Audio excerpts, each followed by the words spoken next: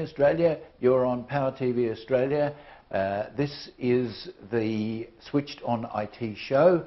We have Doug and Ray with us again today. Gentlemen, nice to have you with us today. What's your weather like, Ray? Oh, I think it's rainy and cold today. It feels like it's fluctuating from summer weather to winter weather to spring weather all at the same time. Oh, that's interesting. We've had some beautiful weather here. It's been very hot, but today is a little bit cooler. Doug, what's your weather like? Well, Sydney, we're hoping that sometime summer might end, Barry. It's been incredibly warm. We've had sort of 30° C days for the last week. Today it's a lot cooler. It's down around, I think we're going to have a top of 21 or 22, which in Ray's parlance, that's around the low 70s, 70 to 75 Fahrenheit, and maybe even a spot of rain. So we've had some pretty significant bushfires over the weekend on the outskirts of Sydney. So it'd be good to cool it down, put a bit of water on that, and get that smell of bushfire smoke out of the Sydney Basin, because it's been very strong. So looks like it'll be a good day. I'm going to step out of here now and leave you to it. So Doug, it's over to you. Thanks, Barry, and g'day, Ray. I really liked your suggestion that we talk about cryptocurrencies today, because I think it's certainly been in the news. I think people heard the term Bitcoin, not too sure, many of them, what it is, what it means, what its role in their life might be or potentially might be. So let's have a chat about that. I think, taking it from the top, cryptocurrencies encompasses a lot of different types of currencies. So we've all heard of Bitcoin, but can you maybe help us define what a cryptocurrency is, and tell us about maybe why there are several different types or many different types of cryptocurrencies?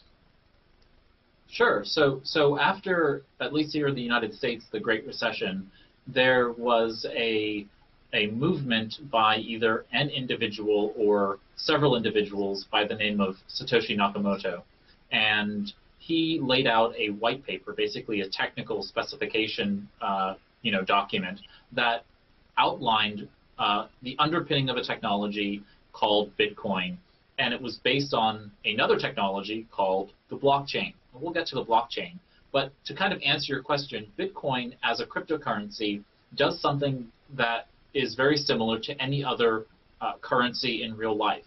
It overcomes the idea of what's called the double spend problem.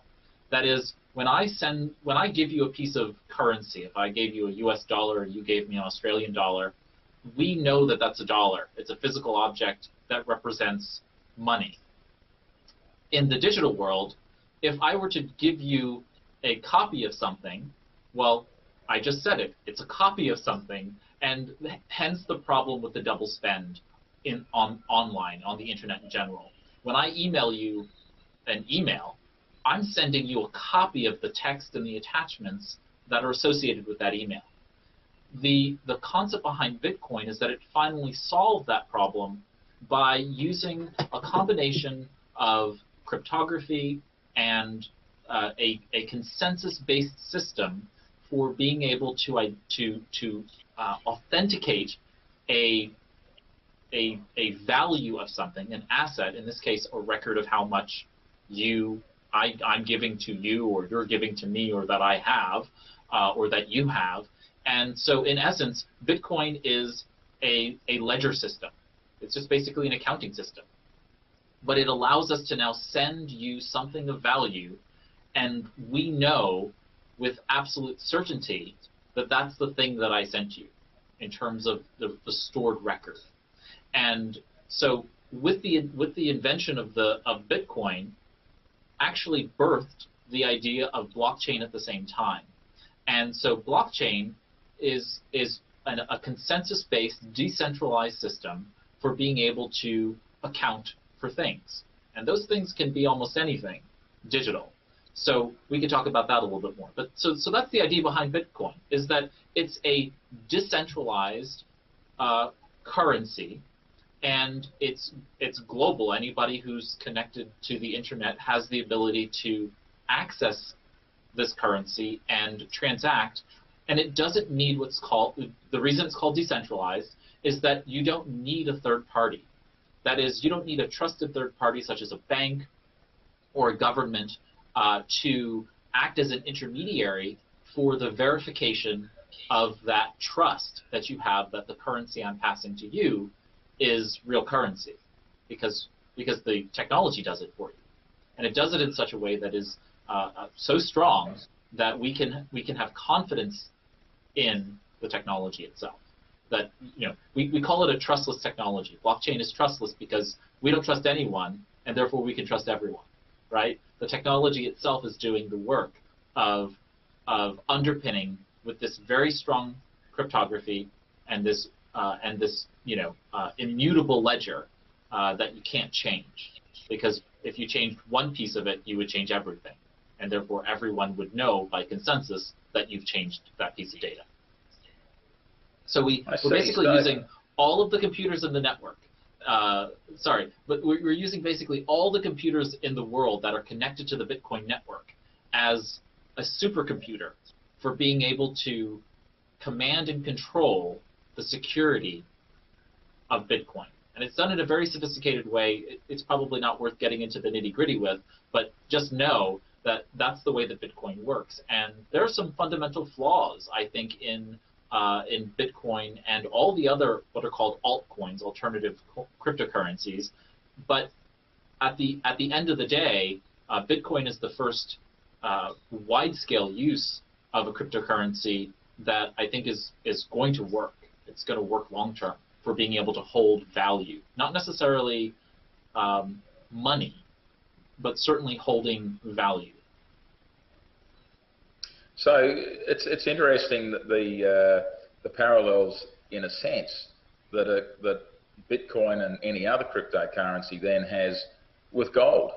They're all mediums of exchange that are not controlled by a government, and if you were to give me, 10 ounces of gold, then I would know with reasonable amount of surety that I've got 10 ounces of gold, and it's left you and it's come to me. And I think with cryptocurrency and with gold, their value to a certain extent is determined by their scarcity. Correct. And Bitcoin is limited to 21 million Bitcoin ever. And Bitcoin's actually, so a lot of people always say I want to buy a Bitcoin, but Bitcoin's actually denominated through what's called a Satoshi, which is a fraction of a fraction of a fraction of a Bitcoin.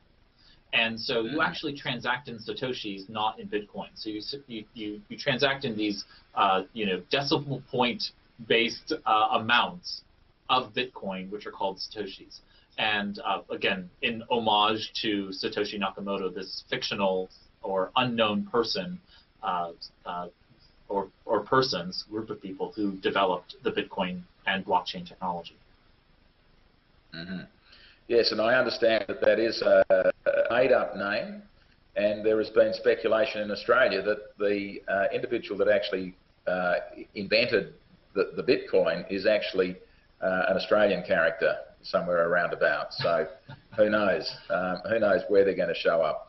So that's very interesting, though, in terms of, it's a medium of exchange. People can buy Bitcoins, they're buying Satoshis, so they're buying, multiple, I guess we're just going down a few decimal points on a Bitcoin. And the supply is limited to 21 million. So I guess that means once every Bitcoin has been mined, it's still going to end up at 21 million. So, because you do hear about people doing Bitcoin mining, but when you say there's a cap of 21 million, does that mean 21 million have been issued, or only a smaller amount than 21 million has been issued, and there are still some that are recoverable somehow? Correct. So currently there is less than 21 million that has been currently mined, and just so that we are all on the same page, mining is what's called it's the process that's called for the other computers in the network called nodes or otherwise, but basically miners are folks who have computers that on an automated basis attempt to solve mathematical problems to verify, and this is kind of like a game, right? The system has this game set up within it so that any number of random computers are chugging along, mining, in order to find out the computational answer to these puzzles. And once it does, the first one to it wins a little bit of Bitcoin, and then the system then goes ahead and verifies across the entire network that this particular item has been verified. So a block has been created through virtue of that process. Again, not to get too complicated into it, the point behind it is that many people are working on this problem. No one particular person has control over that process, and you need at least 51% consensus of all of the computers in the Bitcoin network, which is virtually impossible, in order to change one of those ledger transactions, or to write a new ledger transaction that would change any past actions. So it's virtually impossible. I mean, it would take many times the length of the all of time of the universe existence for you to crack some of these blockchains that are out there. It's virtually impossible with the computing power today. Maybe at some point with quantum computing, there will be enough quantum power for us to break blockchains. But until then, this is really the strongest cybersecurity for some of these things that we have today. So it's just a very powerful construct. Anyway, miners. So the miners are out there mining Bitcoin, and we still have quite a bit of Bitcoin to mine. I don't know when the exact date is. Maybe it's 2020 when the final Bitcoin will be mined, and it will take an exorbitant amount of energy actually in computing power to mine that final Bitcoin, because the problems get more and more difficult. So once that happens, we are at a set cap, which is why Bitcoin is what they call inflation-proof, because there's only so many Bitcoin. So once the system is in operation, presumably it's moving at such a frequency, very similar to any other fiat currency today, any governmental currency. You have enough in circulation that it's recycling through the system. People are hoping to use the Bitcoin as a mechanism for being able to hold value, and you would then be trading in some other increment or some other currency, so to speak, not necessarily in Bitcoin proper. Guys, Sure. can I stop you just for a second? Yeah. Ray, as a mum and dad wanting to understand what this Pokemon Bitcoin is all about, I haven't got a clue what you just said. Can you talk a little bit about applications for mum and dads and how this is going to affect mum and dads, and when mum and dad who've got no tech experience whatsoever and have only just bought their computer and learned to turn it on, what is Bitcoin in terms of real simple lay terms? Well, to be quite honest, today, not much. The reality is that if mom and dad or grandma and grandpa want to invest in a speculative investment, Bitcoin is a great place to throw money that you don't want to lose at and see if it doesn't grow.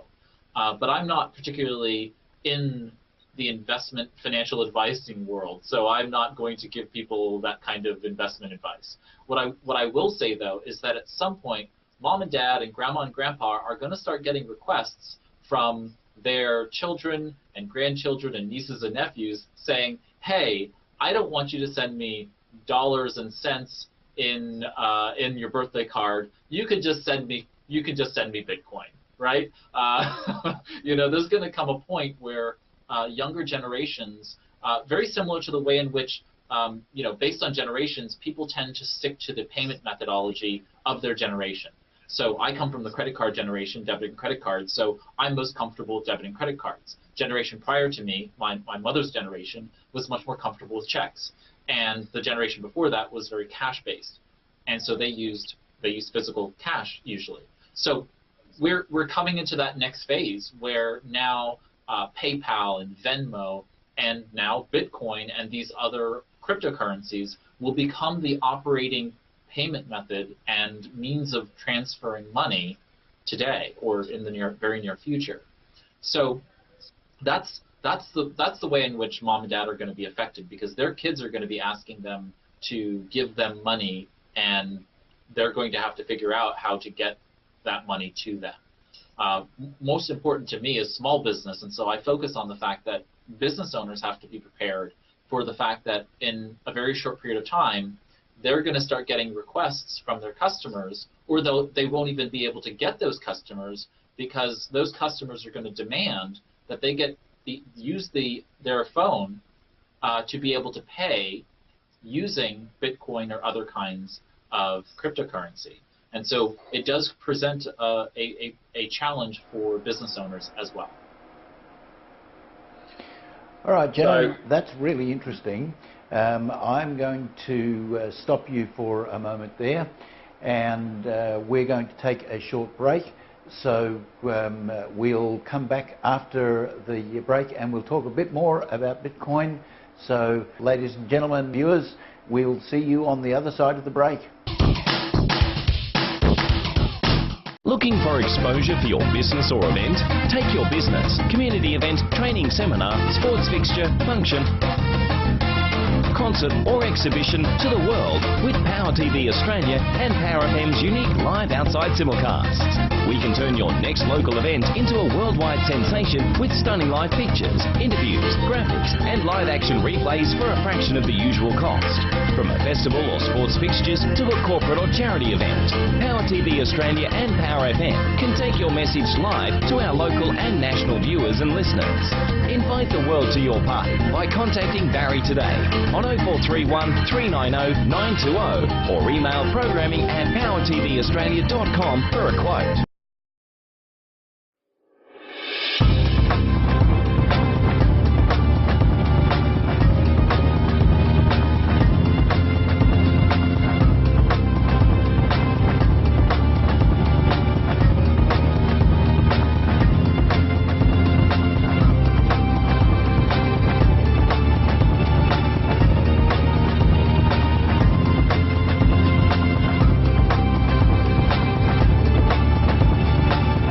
As soon as you walk through the door, you'll feel right at home at Oki RSL. With a warm, inviting atmosphere, you can simply relax and have a drink at the aviation bar or watch sport on their large screen TVs. There's something for everyone with live Fox Sport on the big screen on Saturdays, kids entertainment on Fridays, and morning melodies with Kathy Drummond every second Tuesday of the month. Call in, enjoy a delicious meal at Flanders Bistro and catch some great entertainment. Check out all they have to offer at www.okirsl.com.au, drop into 76 Campbell Street, Oki, or call them on 4691 2655. Oki RSL, it's your club. Enjoy.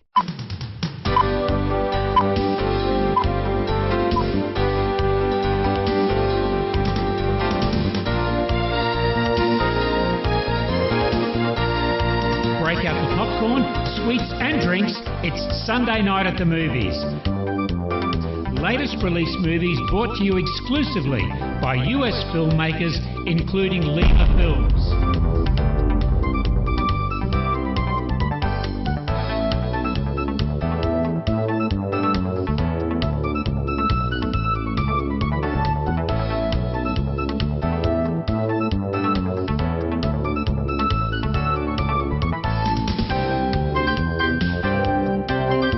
Sunday night at the movies, so join us every Sunday night at 7 p.m. right here on Power TV Australia. Welcome back to Switched on IT. We're talking about Bitcoin today. Doug and Ray, I'll turn this back over to you now. Let's talk a little bit more about Bitcoin. Thanks, Barry, and thanks, Ray. That's an interesting analysis of the usage situations that ordinary people might be exposed to, where they might use Bitcoin. And one of the areas where we've we've seen it. I think in Sydney recently, for the first time ever, a house was offered for sale, and I think in Sydney that would mean it's going to be around the average price in Sydney for a home is around 750,000 US, or $1 million Oz, and the house was offered for sale where payment had to be in a cryptocurrency, and in this case it was indeed Bitcoin currency that the house was being sold for. So I'm not too sure what happened with that, because I think that at the time Bitcoin was at its peak, and since then it's come off quite a bit in value. So I don't know whether there was an advantage or a disadvantage for the seller of the house. At Oz Hosting, we talk to lots of businesses around Australia, and sadly many of those fellows companies have been hit with ransomware. And one of the interesting things with ransomware is that typically they demand that the ransom is paid in a cryptocurrency, and the currency of choice has always been Bitcoin.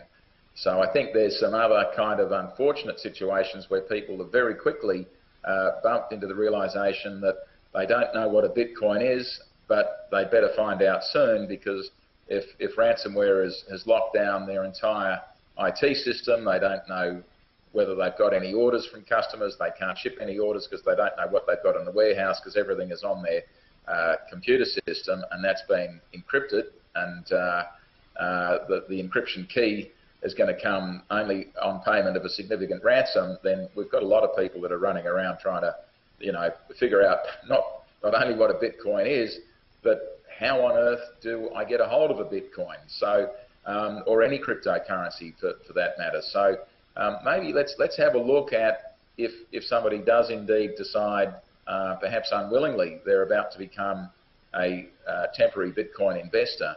How do they go about that? Is there a bank that they can go to? I've heard the term cryptocurrency exchanges. What's the process? Yeah, sure. So very similar to, this is a big problem, and there's actually a couple of issues here that kind of underpin the problem with ransomware or other situations where you're going to have to learn what cryptocurrency is in order to be able to get out of a sticky situation. We've already talked about how to protect yourself in some way, shape, or form from this kind of stuff in a prior episode, but I do want to say that one of the things that happens is that most often than not, people are actually now using other cryptocurrencies like Monero, which uses what is called a ring-based methodology, so that you can send and receive cryptocurrency without identifying the individual. And because with Bitcoin is what's called it's pseudonymous, right? So meaning that it's a pseudonym. You're given a public key and a private key to protect your Bitcoin. The public key is the key that you share with others. The private key is the key that secures those funds for purposes of identifying or authenticating yourself.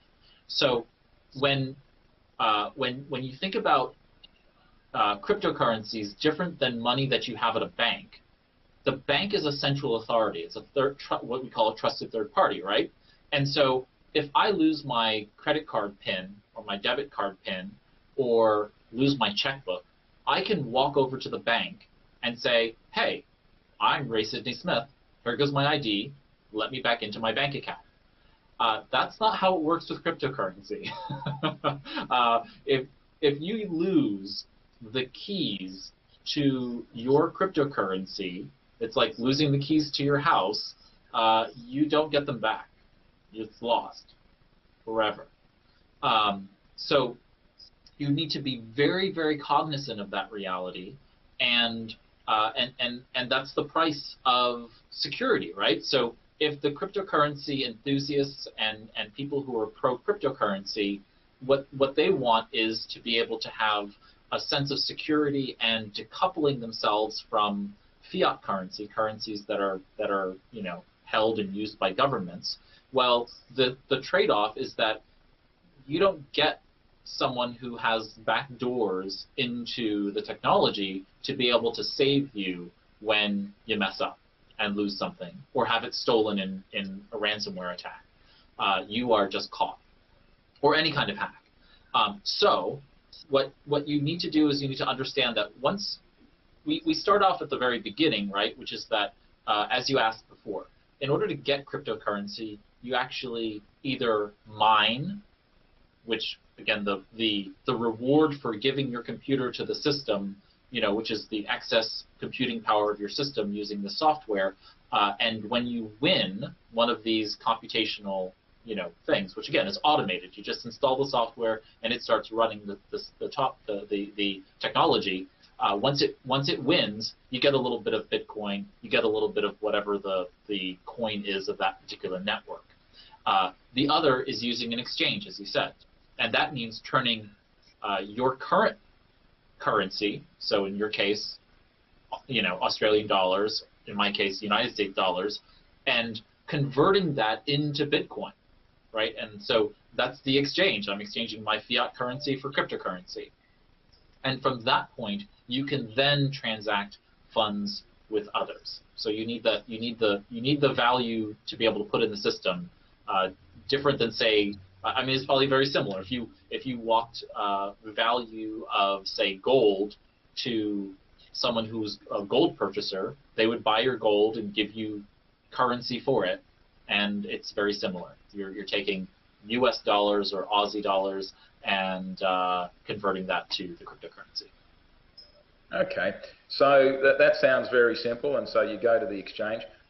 Where are the exchanges? How does one make contact with them to purchase their Bitcoin, convert their Oz dollars or their USD into Satoshis? Yeah, sure. So there are many different exchanges that are accessed through what are called Bitcoin or cryptocurrency wallets. And what you're able to do is you're able to create an account, and this is a piece of software you install on your phone or install on your computer, and you're able to then go to these either websites or this software and make the exchange. It basically takes the money out of your bank account, puts it into the exchange, and then gives you back a record of the fact that you have now have this value, in this case cryptocurrency money, digital money, and so you now have that. Now again, like I said, it's going to provide you with some public information and some private information. That security code that's the private information is the one that you need to protect, but you also cannot lose it. So there are various mechanisms for doing that. There are what are called crypto physical wallets. In essence, they're little hardware devices that will hold and encrypt the security keys that's your access point back into your own money. And so you can have physical wallets. You can have just software sitting on your phone. I currently use a software on my phone in order to be able to hold cryptocurrency, and so I'm able to then see the various currencies that I have, and then be able to transact with it. And so I don't want to get into the particulars of any one wallet or any one exchange. There are several exchanges, and it all depends upon the type of cryptocurrency. And this is part of the problem, right? Is that you have cryptocurrencies that are cropping up everywhere. There was actually a literal joke cryptocurrency, and when it was launched, it garnered millions and millions of dollars flowing into it. And it was a joke, right? To the point where, because it was inflation, it was pro-inflation. Literally, the maker of the coin said, he wanted it to inflate into perpetuity. The value of the coin is, some fraction of a cent, right? Now, because it keeps inflating. And again, this was a joke. And people now use it as like a thumbs up on certain kinds of social networks, technology-focused, developer-focused social networks.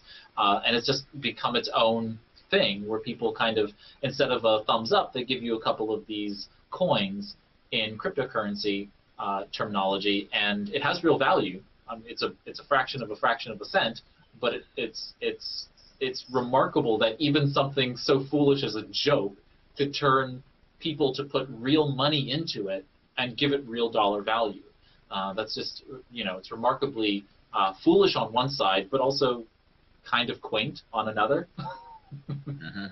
So that is funny, and I guess what that underscores is that essentially there is nothing stopping anybody or any firm, corporation, bank, what have you, from creating their own cryptocurrency. And I guess what that then must lead to eventually is that there will be competition between the credibility and the risk profile of different cryptocurrencies. So I imagine over time we're going to see corporations that might be, some of the big merchant banks. It could be, a Deutsche Bank or a HSBC will decide that, well, they may as well get into this game as well, and then maybe at that point they may back their cryptocurrency, backwards convertible to a sort of minimum level. So, our coins can always be converted back at Deutsche Bank into, $100 US or whatever the denominations might be. One wonders whether, when that happens, what impact that might have on the other cryptocurrencies out there that are not so backed by a reputable financial institution. Right. So this is again, it's economics fundamentals. Right now we have something around 180 fiat currencies in the world. We have about 180 international types of money. You have Australian dollars, I have U.S. dollars. We have all kinds of Deutsche Mark and pesos and all kinds of different kinds of currencies, right? And we exchange those every day in a very cumbersome and there are intermediaries and intermediaries for the intermediaries to be able to move that money around the banking system, and it's very inefficient. And cryptocurrencies, we have currently around 1,600 trading on the exchanges right now that are in existence. So maybe that's a little top-heavy. Maybe that's too many. And but the market will bear what is necessary. It will fundamentally mean that there will be some losers, just like in the stock market or in the bond market or in any other market. There will be losers. But by and large, currency is currency. It just holds value. It's value that we tell it, we believe it is worth, right? So if I have, a favorite microphone, it's my favorite microphone. It has a value that is intrinsic, is sentimental perhaps, and that's kind of how money works. We all agree upon what its value is together. Governments typically make that choice among other governments and through these intermediaries. Cryptocurrency doesn't do that. Cryptocurrency basically says the market demands what its worth is, and the system adjusts accordingly. So, I don't know how it's all going to work out. I'm not an economist. I'm not a financial advisor, and I'm certainly not a cryptocurrency, expert. You know what I mean? I know how the technology works, and I'm aware of it, and I've purchased some cryptocurrencies to be able to play around with them and to be able to see how they work.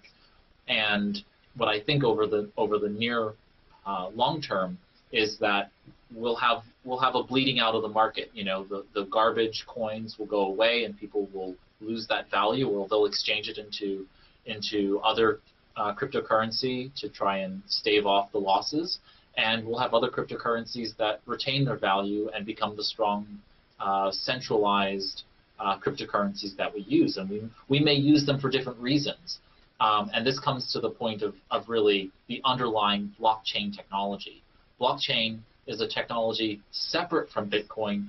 Bitcoin is the first use of blockchain technology. So it's they're coupled in that sense, but we can use blockchain for all kinds of things. The real estate transaction you were talking about, we're going to have a disruption of all kinds of industries. For example, notaries public. You guys have notaries public, right? In Australia, someone who certifies the existence and authenticity of a person signing a document. Well, what happens when that can all happen on a blockchain? right? A decentralized public system that's immutable and capable of recording all those transactions. Your land records will become publicly available and will no longer require someone to certify something because the technology will do it. So we have this new technology that's going to fundamentally change the backbone about how we secure and authenticate data, and that data can hold any kind of asset. So it's going to be a very, very remarkable world, and in the very near short term. And it may not be blockchain ultimately, right? It may be some new type of blockchain-esque quality, but this concept of a decentralized peer-to-peer structure where there is strong cryptography and a consensus-based system, or what's also bantered around, you'll hear this concept called proof of stake. Whatever the way in which we verify the cryptographic signatures, all of that is going to be evolving as we move forward. But some version of this is going to be the future of how we secure data, how we transact, and how we transfer value. Well, gentlemen, this has been really interesting. I'm sure there are going to be a lot of people out there who will be saying, wow, I didn't know anything about this before, and I'm really getting well informed now. I think that maybe we ought to do another session on Bitcoin and talk about some other things, like how does this affect the stock market, and how's it going to affect our everyday lives, and so on. So thank you, gentlemen, for your time today. It's been really interesting. Don't forget that you can contact Ray if you have any other questions, and if you're a business or even an individual looking to host your website somewhere on a really solid and secure platform, get in touch with Oz Hosting. We'll put their details up on the screen there for you. Get in touch with them, talk to them about hosting, and of course Oz Hosting can also deal with things like Office 365 for you and secure your emails so that you don't have to worry about losing emails and things. If you're looking for somewhere in Toowoomba that you can use Bitcoin, Primitivo and Chocolateria are two stores in Rutland Street where you can actually use your Bitcoin right now. Gentlemen, thank you again for your time today, and we'll look forward to seeing you again next week. Thanks, Cheers. Barry. Thanks, Ray. Thanks, Doug. Thank you. You've been watching Switched on IT on Power TV. We'll see you next week. Looking for exposure for your business or event? Take your business, community event, training seminar, sports fixture, function, concert or exhibition to the world with Power TV Australia and Power FM's unique live outside simulcasts. We can turn your next local event into a worldwide sensation with stunning live pictures, interviews, graphics and live action replays for a fraction of the usual cost. From a festival or sports fixtures to a corporate or charity event, Power TV Australia and Power FM can take your message live to our local and national viewers and listeners. Invite the world to your party by contacting Barry today on 0431 390 920 or email programming@powertvaustralia.com for a quote.